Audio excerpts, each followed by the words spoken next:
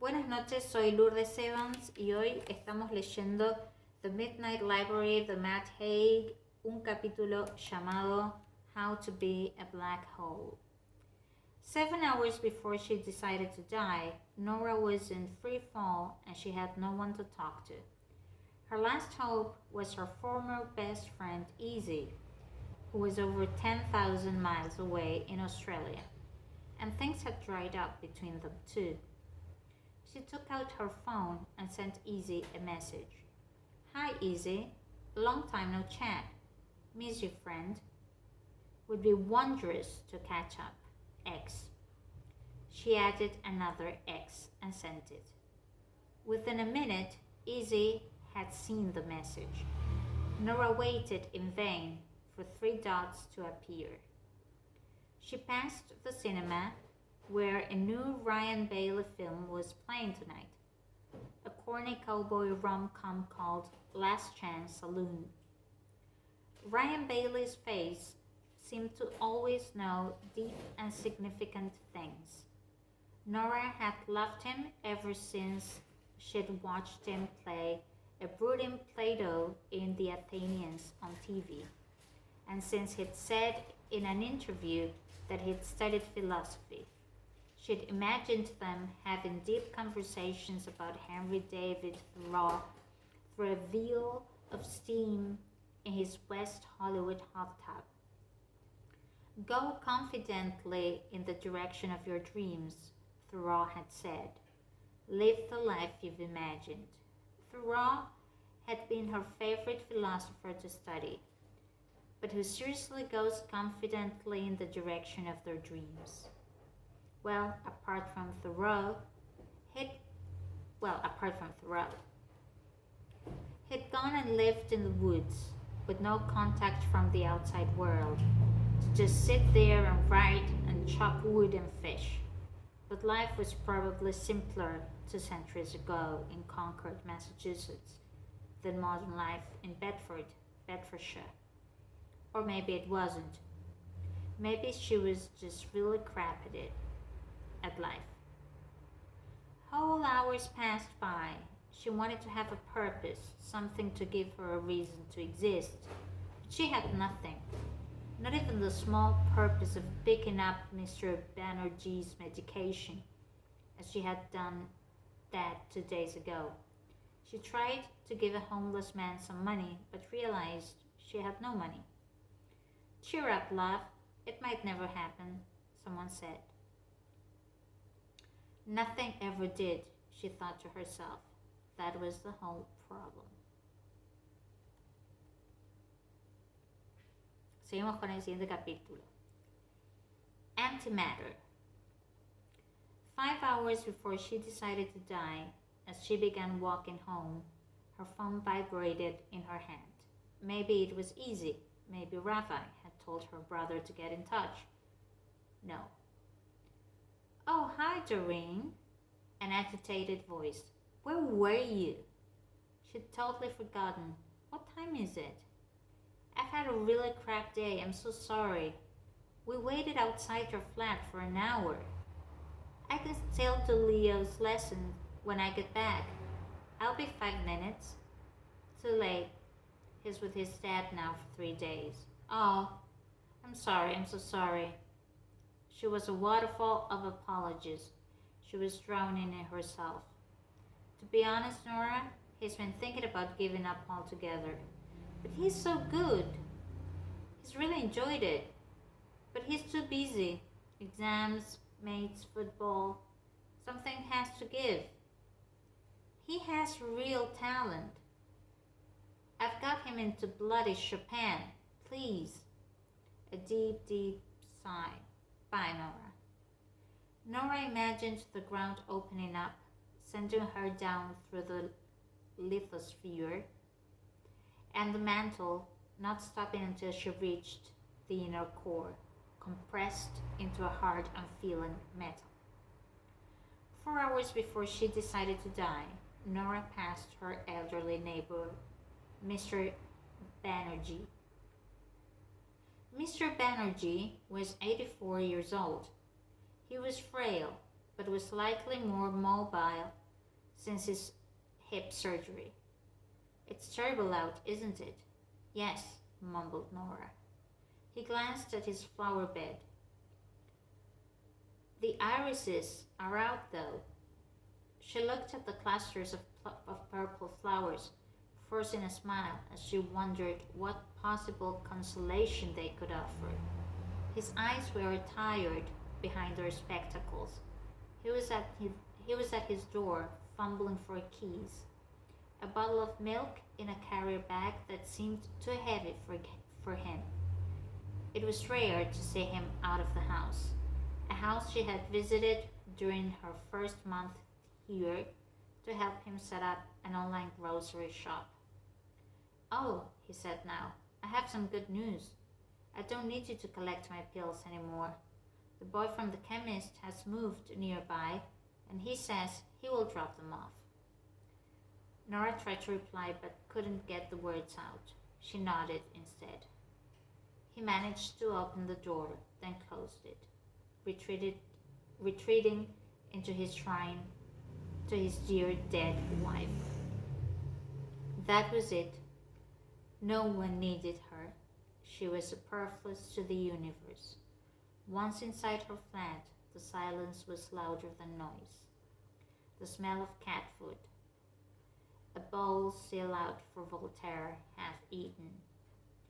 She got herself some water and swallowed 2 antidepressants and stared at the rest of the pills, wondering. 3 hours before she decided to die, her whole being ached with regret, as if the despair in her mind was somehow in her torso and limbs too, as if it had colonized every part of her. It reminded her that everyone was better off without her. You get near a black hole and the gravitational pull drags you into its bleak, dark reality. The thought was like a ceaseless mind cramp, something too uncomfortable to bear, yet too strong to avoid. Nora went through her social media. No messages, no comments, no new followers, no friend requests. She was antimatter, with added self-pity. She went on Instagram and saw everyone had worked out how to live except her. She posted a rambling update on Facebook, which she didn't even really use anymore. 2 hours before she decided to die, she opened a bottle of wine. Old philosophy textbooks looked down at her. Ghost furnishings from her university days, when life still had possibility. A yucca plant and 3 tiny squat-potted cacti. She imagined being a non-sentient life form sitting in a pot all day was probably an easier existence. She sat down at the little electric piano, but played nothing. She thought of sitting by Leo's side, teaching him Chopin's prelude in E minor. Happy moments can turn into pain, given time. There was an old musician's cliche about how there were no wrong notes on a piano, but her life was a cacophony of nonsense, a piece that could have gone in wonderful directions, but now went nowhere at all. Time slipped by. She stared into space. After the wine, a realization hit her with total clarity. She wasn't made for this life. Every move had been a mistake, every decision a disaster, every day a retreat from who she'd imagined she'd be. Swimmer, musician, philosopher, spouse, traveler, glaciologist, happy, loved, nothing. She couldn't even manage cat owner, or 1 hour a week piano tutor, or human capable of conversation. The tablets weren't working. She finished the wine, all of it. "I miss you," she said into the air, as if the spirits of every person she'd loved were in the room with her. She called her brother and left a voicemail when he didn't pick up. I love you, Joe. Just wanted you to know that there's nothing you could have done. This is about me. Thank you for being my brother. I love you. Bye. It began to rain again, so she sat there with the blinds open, staring at the drops on the glass. The time was now 22 minutes past 11. She knew only one thing with absolute certainty. She didn't want to reach tomorrow. She stood up. She found a pen and a piece of paper. It was, she decided, a very good time to die.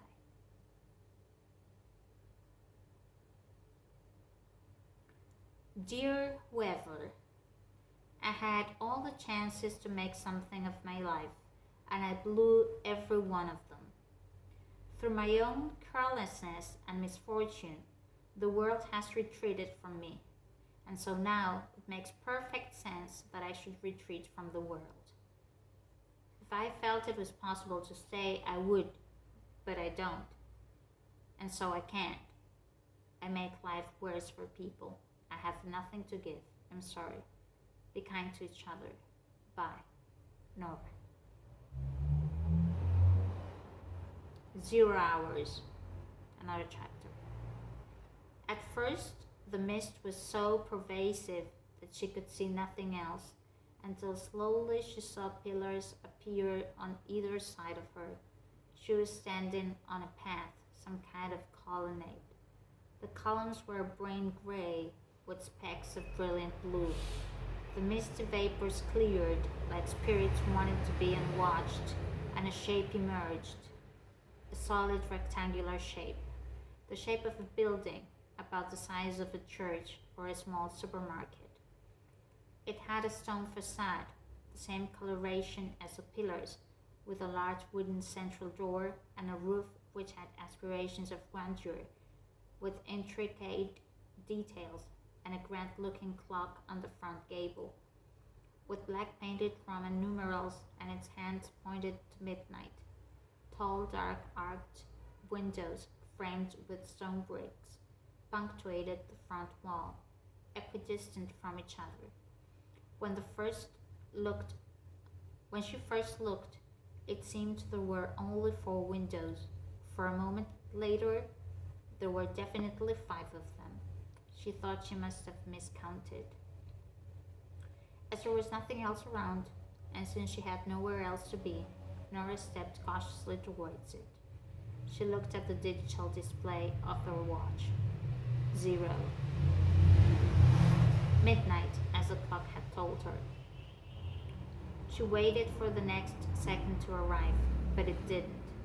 Even as she walked closer to the building, even as she opened the wooden door, even as she stepped inside, the display didn't change. Either something was wrong with her watch or something was wrong with time. In the circumstances, it could have been either. What's happening? She wondered. What the hell is going on? Maybe this place would hold some answers, she thought, as she walked inside.